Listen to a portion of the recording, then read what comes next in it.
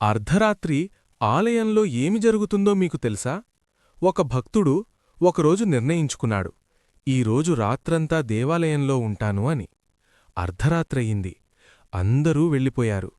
ఆలయం నిశ్శబ్దంగా మారింది. అచానక్ మెల్లగా ఒక జపం వినిపించింది. జయ శ్రీరామ్, జయ శ్రీరామ్ అని. భక్తుడు భయంతో చుట్టూ చూశాడు. ఎవ్వరూ కనిపించలేదు. జపం మరింత స్పష్టంగా వినిపించింది. ఆ స్వరం గుండెను తాకింది.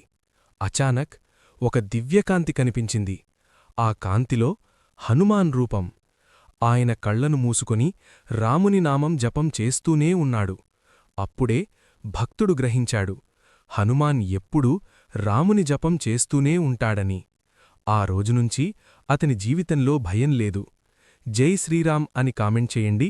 ఇలాంటి కథల కోసం మా ఛానల్ను సబ్స్క్రైబ్ చేయండి.